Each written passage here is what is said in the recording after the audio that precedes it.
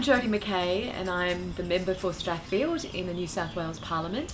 I'm also the Shadow Minister for Roads, Maritime and Freight and the Shadow Minister for Transport. When I was a candidate in the election, someone introduced me to saris, and my love of saris has just gone from there. My mum used to own a haberdashery shop, so we had lots of lengths of material and I really loved that. And then when I saw the sari, I was just in awe of the length of it and then how it kind of moved around the body. And Aruna helped me put it on. Obviously I had difficulty walking in it the first time. I remember walking upstairs and it was not good. But since then I've come to really love saris and appreciate them, not just for being a piece of fabric, but something that you wear and becomes a part of you. So when I walk into a function, people certainly look at what I'm wearing and how I'm wearing it. It is usually a very positive reaction, particularly from the women who very much look around how I've got it pleated and make sure that it's put on the right way. And it's not always put on the right way, but they're always polite anyway. And I am always so surprised at what happens depending on the way you place it here. That is actually what gives me great joy, but I'm really bad at the over-the-shoulder pleat, so I'm learning. I don't like showing my belly at all, but also about how I get a smooth fold here. You know, it's just a beautiful thing to wear. I just love it, and every time I put it on, I feel not just feminine, I feel the MP, I feel part of my community, and it's something really lovely that I get to do.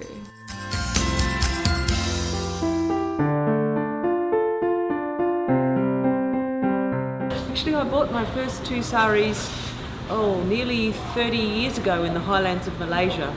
I sometimes, wrestle with the fabric. I have some that I wrestle with the fabric and have others that I just had the pleat stitched. So I have cheap ones as well. This is a cheap, by the way.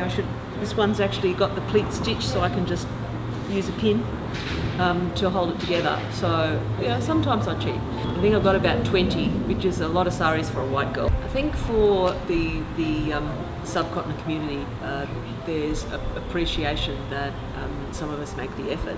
When I first started wearing them, I got lots of advice.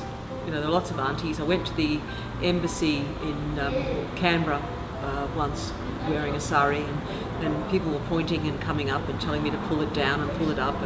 And it's when I first got elected to Parliament in 2004, I stopped wearing all those Indian suits, and I had several because I bought them in Singapore, so I had about 6 that I used to wear a lot.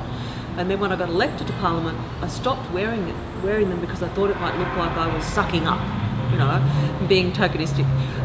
So I stopped wearing them, and then eventually I thought, no, actually I'm going to a formal Indian event, I'm going to wear a sari just like everyone else does, so I did.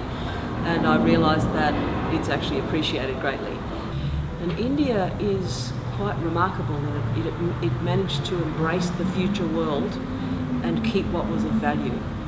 So every time I see, women, Australian women, wearing saris, particularly young girls who are born here, growing up and then putting on the saris, which are a reflection of this ancient culture, I marvel at that capacity, to embrace the future, but keep what is of value.